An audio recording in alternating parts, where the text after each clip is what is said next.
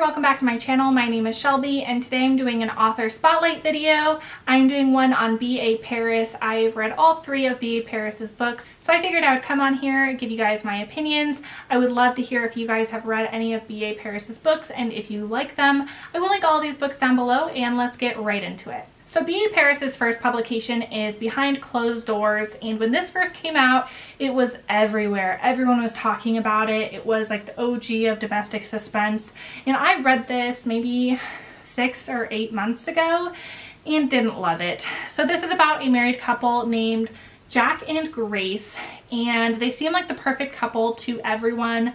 Everyone's kind of jealous of their life, but behind closed doors things are not what they seem, and you get the impression that Jack is a little abusive and controlling, and it seems that Grace will never be able to escape this terrible marriage.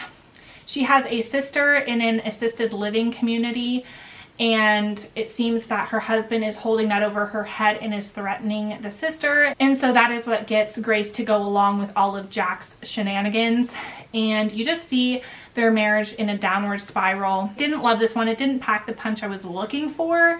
It was clever at the end. I liked the very ending twist, but the rest of it was just meh for me, and from what I remember, I think I gave it 3 stars.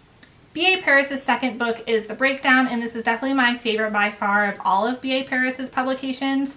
And this one is about a woman named Cass who is married to a man I think named Matthew or Matt.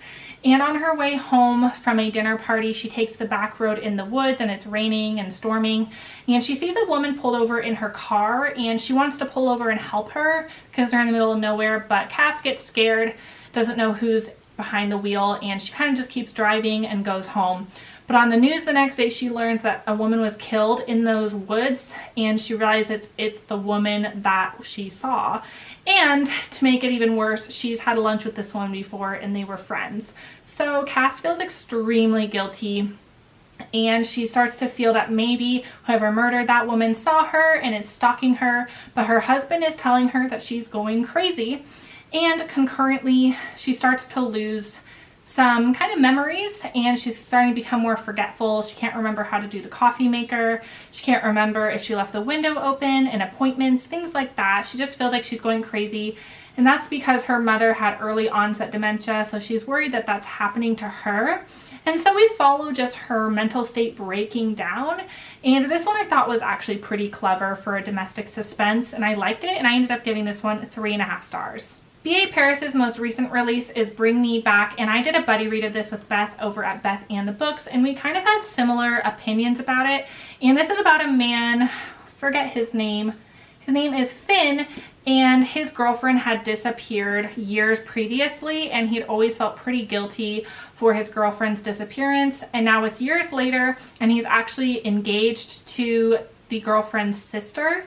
And so a lot of people find that kind of odd that he's engaged to the woman that is related to his girlfriend that disappeared, and they kind of relate to the fact that they both lost this lady. I think her name was Layla, and only they can kind of understand the pain with each other. And then they start receiving these things left on their doorstep and in random places. They're little Russian dolls, which is kind of something that Layla collected, and they think that Layla is dead, but they're starting to get the hint that maybe she isn't. And the main character, Finn, starts getting emails like threatening, saying, I know Layla is alive.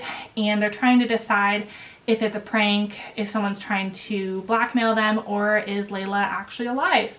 And so we kind of follow that. And this one, I hated the twist in it. There was this twist at the end that I was not a fan of, and I know Beth does not like this twist either. So this one didn't really work for me. It was kind of slow for a lot of the book, and I ended up giving this one 3 stars. Even though I haven't had the best of luck with B.A. Paris's books, there is something about her writing that makes me want to pick up her novels. So I know she has one coming out next year in 2020, and I do plan on reading it, even though I didn't love any of these books.